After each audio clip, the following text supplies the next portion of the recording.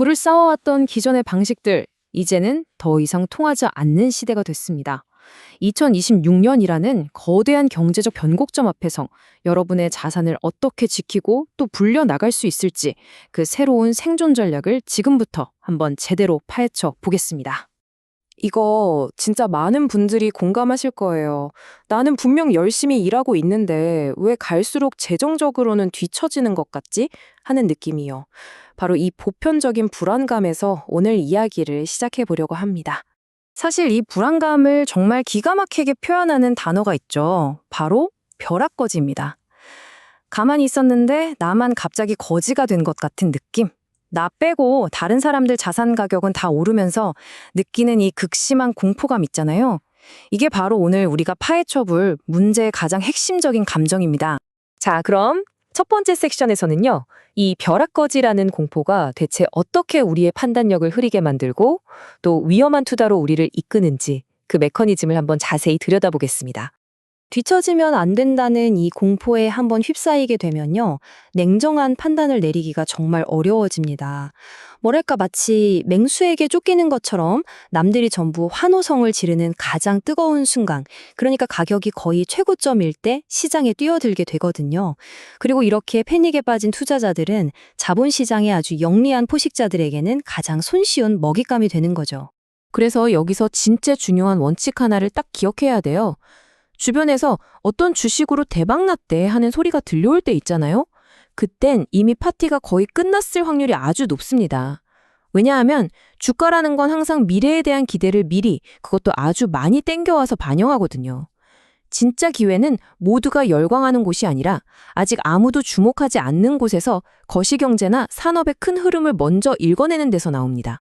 그렇다면 지금 가장 뜨거운 거대 흐름, 바로 이 AI 골드러쉬는 우리가 어떻게 이해하고 접근해야 할까요? 두 번째 섹션에서 그 구조를 한번 제대로 해부해 보겠습니다.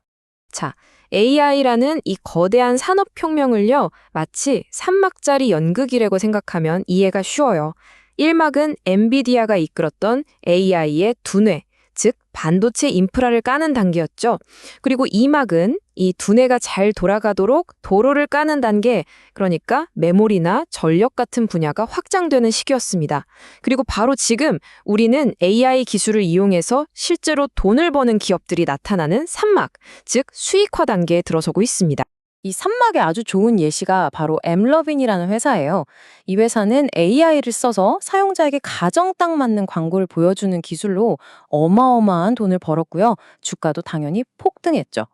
여기서 핵심은 단순히 우리 AI 기술 있어요가 아니라 우리는 AI로 돈을 이렇게나 잘 법니다라는 걸 증명해냈다는 점입니다. 그런데 말이죠. 만약에 2026년까지 이렇게 확실하게 돈을 버는 모델, 그러니까 세상을 바꿀 만한 킬러 앱이 뚜렷하게 나오지 않으면 어떻게 될까요? 바로 그때 우리는 기술 발전 과정에서 나타나는 캐즘이라는 깊은 골짜기에 빠질 수 있습니다.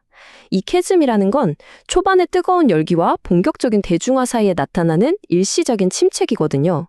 이 골짜기를 넘지 못하면 그 거대했던 기대감이 한순간에 거품처럼 꺼져버릴 수도 있습니다. 자, 바로 이 지점에서 AI의 미래가 두 갈래로 딱 나뉘는 거예요. 한쪽은 2000년대 닷컴 버블 붕괴처럼 기대감만 잔뜩 부풀었다가 꺼져버리는 시나리오.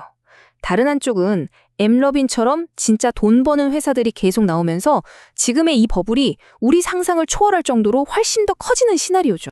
자, 이제 AI라는 좀 구체적인 얘기에서 한 발짝 물러나서 우리 모두에게 영향을 미치는 더 근본적인 문제를 들여다볼게요. 도대체 왜 우리는 가만히 있는데도 내 돈의 가치가 계속 떨어지는 걸까요? 이 그래프를 보시면 지금 상황이 한눈에 들어옵니다. 실제 경제가 성장하는 속도보다 시장에 돈이 풀리는 속도가 비교가 안 될 정도로 훨씬 빨라요. 그러니까 경제라는 파이 자체는 요만큼 커지는데 그 파이를 나누겠다고 찍어내는 돈의 양만 폭발적으로 늘어나는 거죠. 아니 그럼 이렇게 어마어마하게 풀린 돈은 다 어디로 갔을까요? 안타깝게도 우리 월급 통장으로 들어오는 게 아니에요. 대부분 이미 자산을 가진 소수가 보유한 주식이나 부동산 시장으로 흘러 들어갑니다. 그 결과 자산 가격은 미친 듯이 오르고 자산이 없는 사람과의 격차는 정말 상상 이상으로 벌어지게 되는 겁니다. 유명한 경제학자 밀턴 프리드먼이 이걸 두고 입법 없는 과세라고 표현했어요.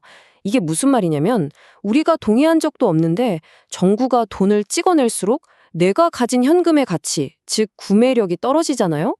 이게 결국 나도 모르는 사이에 세금을 내는 것과 똑같은 효과를 낸다는 거죠. 이런 거대한 흐름 속에서 우리는 2026년이라는 아주 중요한 경제적 기로에 서게 된 겁니다. 마치 시한폭탄을 서로 돌리는 것 같은 지금의 경제 시스템. 과연 이대로 계속 갈 수 있을까요? GDP 대비 국가 부채가 100%를 훌쩍 넘는 게 이게 이제는 그냥 유노머리 되어버렸어요. 이게 무슨 뜻이냐면 나라가 빚을 내서 빚을 갚아야 하는 아주 아슬아슬한 시대에 우리가 살고 있다는 겁니다. 자, 그래서 핵심이 뭐냐면요. 정치인들은 자기 임기 동안에 경제 위기라는 폭탄이 뻥 터지는 걸 절대 원하지 않아요. 그래서 어떻게든 돈을 더 풀고 금리를 낮춰서라도 일단 이 거품을 유지시키려고 합니다. 그리고 그 폭탄을 다음 사람에게 넘기려는 아주 강한 유인을 갖게 되는 거죠. 이 모든 걸 종합해보면 결론은 정말 간단하고도 명확해집니다. 이렇게 계속해서 돈을 찍어나는 세상에서 원화와 같은 현금만 쥐고 있는 건요, 마치 녹고 있는 얼음을 손에 쥐고 있는 것과 같아요. 가만히 있어도 내 자산이 그냥 사라지는 겁니다. 이제 투자는 부자가 되기 위한 옵션이 아니에요. 내 자산을 지키기 위한 필수적인 생존 도구가 된 거죠. 자, 그럼 이렇게 복잡하고 험난한 시대를 도대체 어떻게 헤쳐나가야 할까요? 지금부터가 진짜 중요합니다. 2026년을 대비해서 여러분이 바로 실행할 수 있는 새로운 생존 설명서를 구체적으로 알려드릴게요.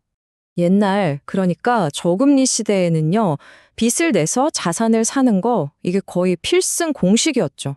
하지만 지금은요? 정반대입니다. 지금 같은 고금리 시대에 무리한 빚은 나를 파산으로 이끄는 가장 큰 적이 될 수 있어요. 새로운 시대의 우리 편은 빚이 아니라 바로 시간입니다. 내가 감당할 수 있는 범위 안에서 꾸준히 투자해서 시간이 만들어내는 복리의 마법을 내 편으로 만들어야 합니다. 첫 번째 전략은 이겁니다. 가치가 계속 떨어지는 돈을 생산성 있는 자산으로 바꾸는 거예요. 생산성 자산이라는 건 스스로 돈을 벌고 가치를 만들어내는 자산을 말해요.